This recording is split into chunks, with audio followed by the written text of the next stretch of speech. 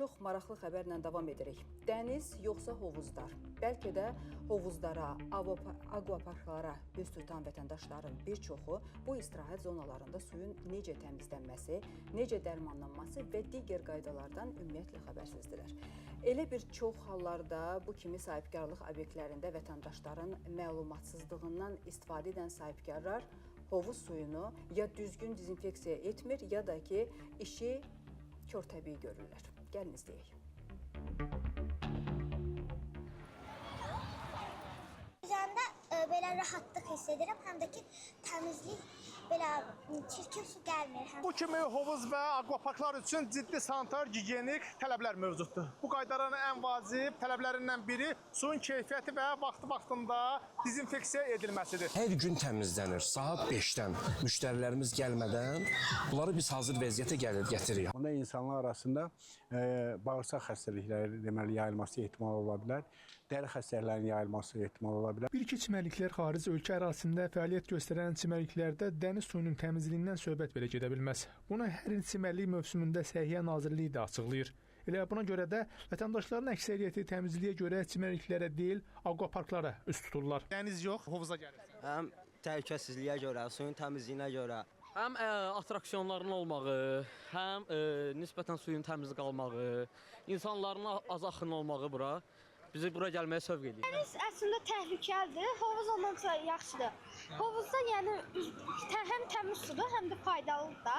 Hovuzda boğulmaq yoxdur, həm də özünün boyuna uyğun hovuz çeşidləri var.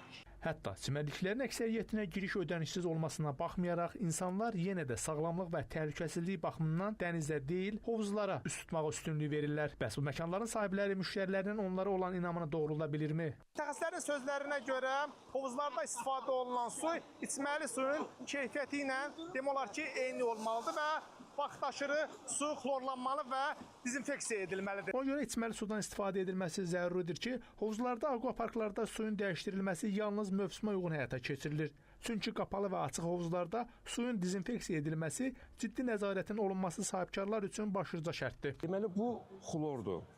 Xlor suda olan mikrobları tökürük ki, suda olan mikrobları öldürsün. Bu isə əlimdə tutduğum su yosundur. Yosun da suyu şəffaf vəziyyətdə saxlayır.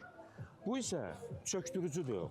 Bu çökdürücünü də ona görə suya veririk ki, suda olan bütün həşəratlar düşür suyun altına və biz onu pilisosla hər gün təmizləyirik. Dənizkənarı ərazilərdə ona yaxın aquapark fəaliyyət göstərir. Bəs görəsən bu istirahət məkanlarında suyun normal qaydada dezinfeksiyası aparılırmı? Həkim tibbi heyət mütləq deməli orada gələn şəxsin dəri örtüyünü baxışdan keçirməlidir, temperaturunu baxışdan keçirməlidir. Gün ərzində yüzlərlə insanın istirahət etdiyi aquaparklarda, hovuzlarda suyun düzgün təmizlənməməsi hansı fəsadlar yarada bilər? Əgər həmin hovuzlarda istifadə olunan su mütəmadi olaraq dəyişdirilmirsə, müvafiq deməli reqlamentə uyğun dəyişdirilmirsə, onda insanlar arasında bağırsaq xəstəlikləri deməli yayılması ehtimalı ola bilər, dəri xəstəliklərinin yayılması ehtimalı ola bilər. Qeyd edək ki, hovuzlarda suyun təmizliyinə nəzarət və bununla bağlı məsuliyyət sahibkarlıq obyektlərinin rəhbərlərinin üzərinə düşür. Rəşad Vəkiloğlu, Əfqan Bayramov, Hikmət Quliyev, Space xəbər.